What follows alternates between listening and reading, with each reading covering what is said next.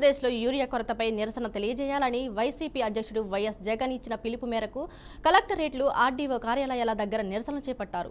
రాష్ట్ర వ్యాప్తంగా నిరసన కార్యక్రమాలు రైతులు రైతు సంఘాలతో కలిసి ఆందోళన చేశారు. ఆర్డీఓలకు వినతి పత్రాలు అందజేశారు. రైతులకు సరిపడా యూరియా సరఫరా చేయాలని డిమాండ్ చేశారు. పంటలకు గిట్టుబాటు ధరలు, ఉచిత బీమా, ఇన్పుట్ సబ్సిడీ అందించాలని డిమాండ్ చేశారు. పలు ప్రాంతాల్లో వైసీపీ నేతలను పోలీసులు గృహ నిర్బంధం చేశారు. రైతులకు యూరియా సక్రమంగా సరఫరా చేయటంలో ఈ ప్రభుత్వం ఘోరంగా విఫలమైపోయింది. ఇవాళ నేను చూసా,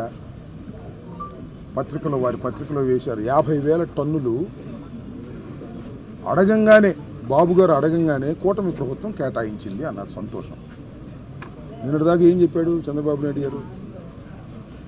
అసలు ఎరువులు కరువే లేదన్నాడు. ఎరువులు సమిష్టిగా ఉన్న యూరియా అన్నాడు. సరఫరా జరుగుతుందన్నాడు. మరి 50,000 టన్నులు ఎందుకు అడిగినట్టు? అంటే డొల్లతనం బయటపడుతుంది కదా. వచ్చినటువంటి యూరియాని బ్లాక్ మార్కెట్లో అమ్ముకోవడానికి కావలసినటువంటి ఏర్పాటులు వ్యవసాయ శాఖ మంత్రి గారు, ముఖ్యమంత్రి గారు, లోకేష్ గారు చేసేశారు. డబ్బు సంపాదించుకునే మార్గాలకి వ్యాపారస్తులకు ఇచ్చేశారు. ఇచ్చేసి యూరియా లెక్కలు చెప్తున్నారు. ఇంత కావాలి, ఇంత ఉంది, అనవసరంగా ఆందోళన పడద్దు.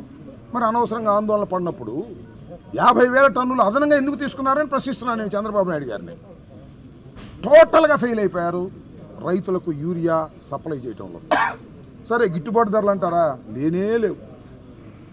మిర్చికి లేదు, పత్తికి లేదు, పొగాకు లేదు, మామిడికి లేదు, ఏ పంటకి కూడా గిట్టుబాటు ధర లేదు.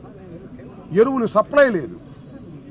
ఇది రైతు వ్యతిరేక ప్రభుత్వం, కూటమి ప్రభుత్వం. టీవీలు ఉన్నాయి, ఇంటర్నెట్ ఉంది. మీకు చేత కదా ఆర్గనైజ్ చేయటం? చంద్రబాబు గారు, మీకు చేత కదా పరిపాలన? మీరేమో అనుభవజ్ఞులు అంటారు. 4వ ముఖ్యమంత్రి అయ్యారు. కనీసం మీ అండర్లో ఉన్నటువంటి ప్రభుత్వ అధికారులు ఉపయోగించుకోలేనటువంటి చేతకాని ముఖ్యమంత్రి ఈ చంద్రబాబు నాయుడు గారు అని చెప్పారు.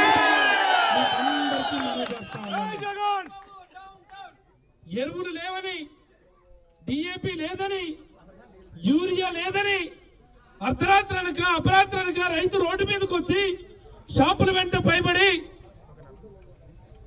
కన్నీరు కాలుస్తా ఉంటే ఇప్పుడు తీరిగ్గా ముఖ్యమంత్రి బయటకు వచ్చి అంటాడు, వచ్చే రబీ సీజన్ నాటికి రైతులందరికీ వెబ్లాండ్ ఆధారంగా ఎరువులు ఇస్తాము, ఈ క్రాపింగ్ ఆధారంగా ఎరువులు ఇస్తాము అని చెప్తావా? మరి ఈ 15-16 నెలలు మీరు గాడిదలు కాస్తా ఉన్నారా అని నేను అడుగుతా ఉన్నా. నేను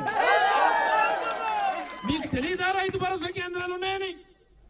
మాజీ ముఖ్యమంత్రి వర్యులు వైఎస్ఆర్ కాంగ్రెస్ పార్టీ అధ్యక్షులు వైఎస్ జగన్మోహన్ రెడ్డి గారి పిలుపు మేరకు ఈరోజు అన్నదాత పౌరు కార్యక్రమానికి శ్రీకారం చుట్టి, అందులో భాగంగా రాష్ట్ర వ్యాప్తంగా రైతుల పక్షాన నిలబడి ఈ ప్రభుత్వం అనుసరిస్తున్నటువంటి రైతు వ్యతిరేక విధానాలను నిరసిస్తూ ఒక కార్యక్రమాన్ని రూపొందించి, అందులో భాగంగా రైతుల సమస్యలకు సంబంధించి పరిష్కరించండి అని చెప్పి కోరడానికి ప్రతి రెవెన్యూ డివిజన్ పరిధిలో ఒక కార్యక్రమాన్ని ఏర్పాటు చేసి ఆయా నియోజకవర్గాలు, ఆయా రెవెన్యూ డివిజన్లో ఉండేటువంటి ఆ రెవెన్యూ ఆర్డీఓలకి వినతి పత్రాలు ఇచ్చేటువంటి కార్యక్రమానికి ఈరోజు శ్రీకారం చుట్టాం.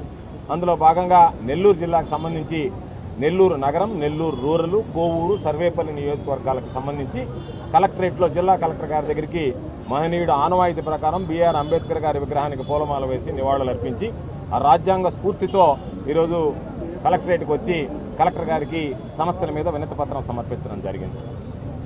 అయితే ఎన్నడూ చూడనటువంటి విషయం, ఈరోజు కలెక్టరేట్కి వస్తే కలెక్టరేట్కి సంబంధించి అయ్యా మాకు ఇన్ని సమస్యలు ఉన్నాయని చెప్పి మాట్లాడడానికి వస్తే దానికి సంబంధించి ర్యాలీగా వచ్చేటువంటి పరిస్థితుల్లో ఏ ప్రభుత్వం అధికారంలో ఉన్నా సరే ఆ ప్రభుత్వం ఎప్పుడు కూడా నిర్బంధించేటువంటి పరిస్థితి ఉండదు.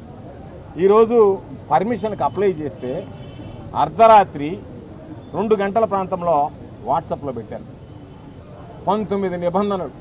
మీరు మాట్లాడకూడదు, మీడియాలో అనుచితమైనటువంటి వ్యాఖ్యలు చేయకూడదు, ఉచితమైనటువంటి వ్యాఖ్యలు నాకు తెలియదు, అనుచితమైనటువంటి వ్యాఖ్యలు చేయకూడదు. కనీసం రైతులు తాము పెట్టుకున్న పంటకి కాపాడుకోవడం కోసం యూరియాని అడగటానికి వెళ్తే యూరియా లేదు. మరి కేంద్రం ఇచ్చిన లక్షల టన్నుల యూరియా ఏమైంది రైతులకు ఇవ్వకుండా అంటే ఈరోజు తెలుగుదేశం పార్టీ నాయకులు వ్యాపారస్తులు కుమ్మక్కై దాన్ని బ్లాక్ మార్కెట్లో అమ్మేసి ఈరోజు ఏ విధంగా రైతుల జీవితాలతో చెలగాటమాడుతున్నారో మీ అందరూ కూడా గమనిస్తున్నారు. ముఖ్యంగా నా నియోజకవర్గం నగరి గురించి నేను చెప్తాను. స్టేట్ అంతా ఎలా జరుగుతుందో మీకే అర్థమవుతుంది.